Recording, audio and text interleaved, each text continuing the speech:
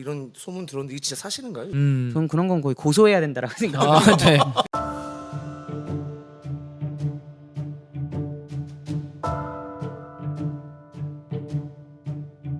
지금 이제 댓글로 몇 가지 이야기들이 좀 올라와 있어요. 휴가를 내가지고 음향 악기 전부 렌탈해서 주고 찬양팀까지 전부 섭외해서 갔더니 전부 페이 없이 봉사로만 했다. 물론 페이를 받으려고 한 건 아니지만 음향 악기 전부 본인 걸로 갔는데 자기 교회도 아닌데 뭐 너무 이렇게 아무것도 없이 당연하다든지 아마 했던 것 같아요. 그런 이야기들 좀 해주셨고요. 수억 원어치 장비를 가져와서 일반 렌탈비의 3분의 1도 안 되는 가격으로 희생을 하고, 그러니까 이건 이미 굉장히 규모가 큰 거네요. 그죠?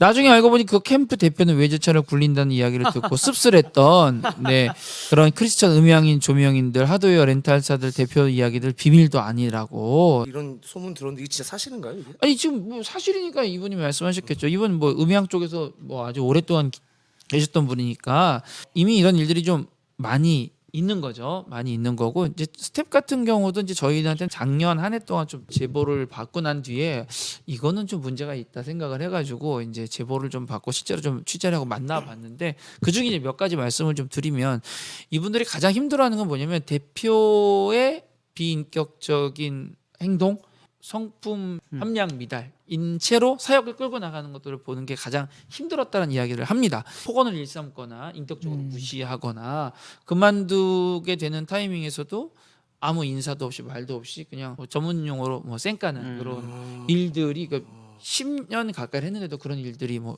비일비재하고, 제일 많았던 것 중에 하나가 이제 그 캠프들 음반을 이제 미리 발매를 하나 봐요.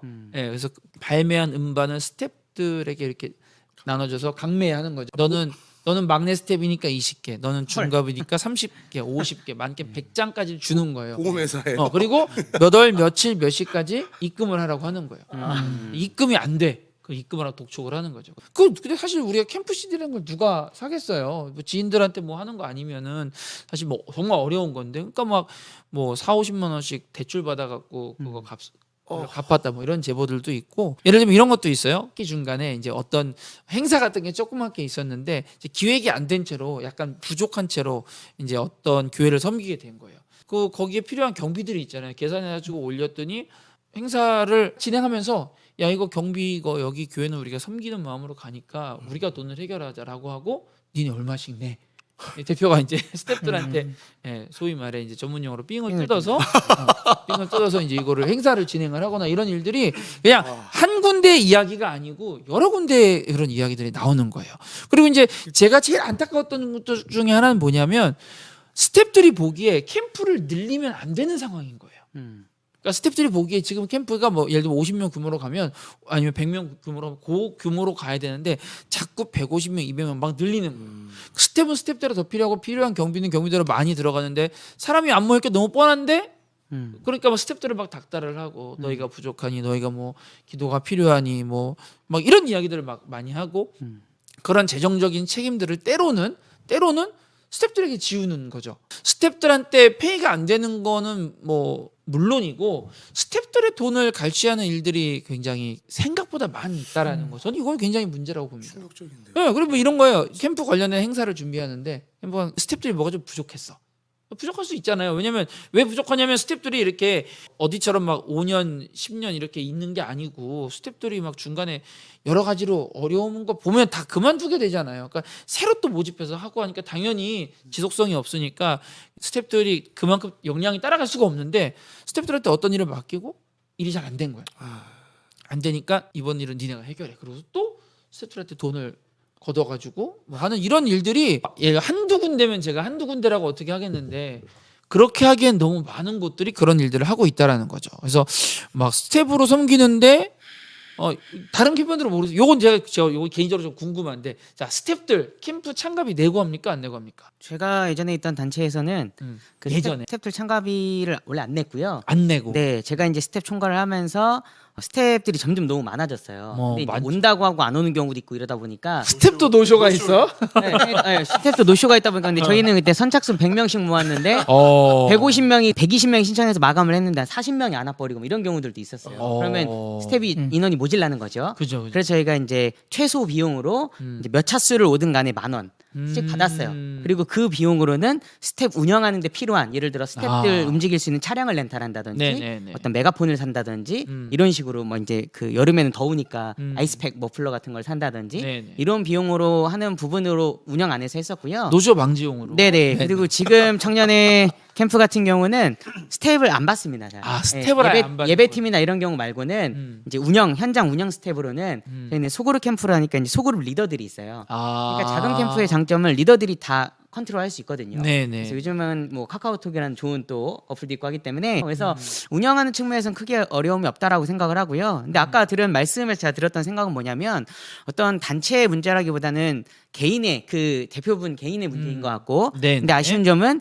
그 대표라는 분이 단체의 대표 한 사람일 뿐인데 모든 거를 다 하고 있다 보니까 네. 재정이든 운영이든 모든 걸 다 관리를 하고 있다 보니까 그로 인해서 이제 그 단체가 마치 잘못된 것으로 비춰지고 이제 좀 손실되는 단체가 손실되는 네네. 경우들이 많이 있지 않나라는 아쉬움이 들고요. 아까 같은 뭐 음반을 팔아오라든지 좀 그런 건 거의 고소해야 된다라고 생각합니다. 네. 이거 말도 안 되는 거죠. 정말 그 안타까운 게 뭐냐면 저도 이제 그 이런 문제에 굉장히 예민하게 반응하는 편이기 때문에 여러 차례 이제 얘기를 했어요. 공론화를 시키거나 아니면 적어도 그 익명으로 할 때 기사화라도 할 수 있게 해달라 얘기했는데 그렇게까지는 하기 어려운 게 왜냐하면 일단 지역이 나오고 특정한 뭐가 나오면 누군지가 되게 뻔해지는 거예요. 네. 그리고 본인은 자기가 그렇게 한 걸 아니까 당연히 누구누구가 얘기했겠지라고 생각을 하는 거고 또 이게 아까 강 목사님 말씀 것처럼 살짝 다 있는 게 다 선배 후배 뭐 같은 학교 같은 교단 이런 거잖아요. 엮여 있는 거예요. 네. 내가 여기에서 이거를 공론화 시켰을 때 내가 받을 수 있는 타격이 생각보다 크다고 생각을 하기 때문에 그런 점에서 되게 두려워하고 정말로 실제로는 한 몇 번 정도 모였어요. 그래서 같이 기사 작성하고 뭐 하자고까지 했다가도 결국 다른 분들이 만류하는 거죠. 그렇게 되면 우리가 어떻게 괜찮겠냐. 또 이제 그 중에는 뭐 신학 전공하고 목회하실 분도 있으니까 이건 뭐 계속 이게 따라가다 보니까 이런 구조가 이 사람들로 하여금 이런 이야기를 못 꺼내게 만드는 구조예요. 또 다른 한 가지는 제가 어떤 이야기를 좀 하고 싶냐. 그러면은 예를 들면 이분들이 정말 마음이 정말 악하고 처음부터 나쁜 일을 하려고 마음 먹어서 그랬냐. 저는 그렇게 생각하고 싶지 않고 여기 말씀하신 것처럼 한 사람이 모든 걸 감당해야 되는 구조, 비전문성 그리고 재정의 잘못된 구조들 때문에 저는 그런 일이 일어났다고 생각하는 거예요.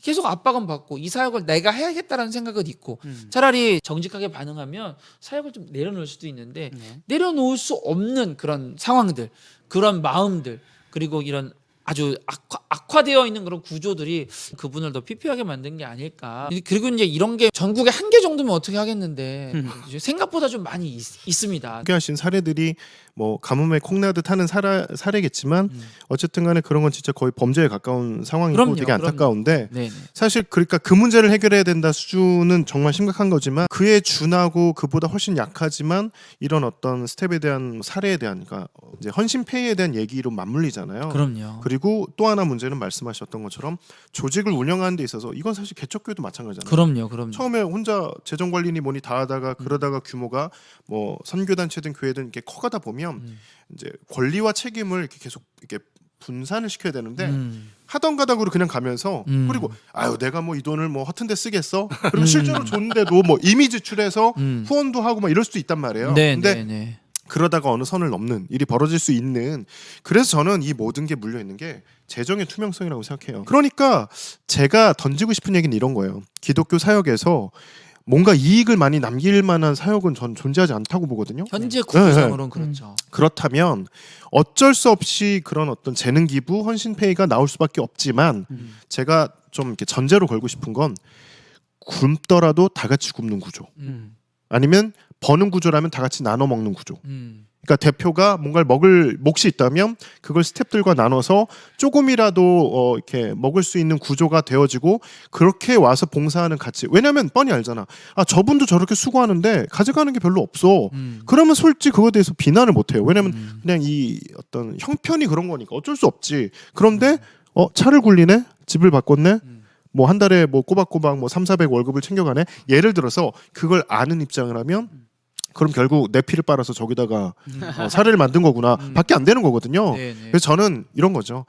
뭔가 벌어질 수 있다면 그걸 다 같이 나눠 갖고 아니면 다 같이 허리를 졸라매는 그 투명성만 있다면 저는 스태프들이고 뭐 재능기부고 혹은 뭐 렌탈 팀이 와가지고 조금 이제 적은 비용에 섬기더라도 다 좋은 마인드로 하고 있고 이거를 초청해 주셨던 분도 이 클라이언트도 본인들도 배를 이렇게 골면서 하고 있다는 걸 안다면 알지만 그거에 대해서 크게 화가 난다기보다 그냥 좀 아쉽지만 어쩔 수 없지라고 이해가 되겠지만 그렇지 않는 걸 본다면 당연히 화가 날 수밖에 없겠죠.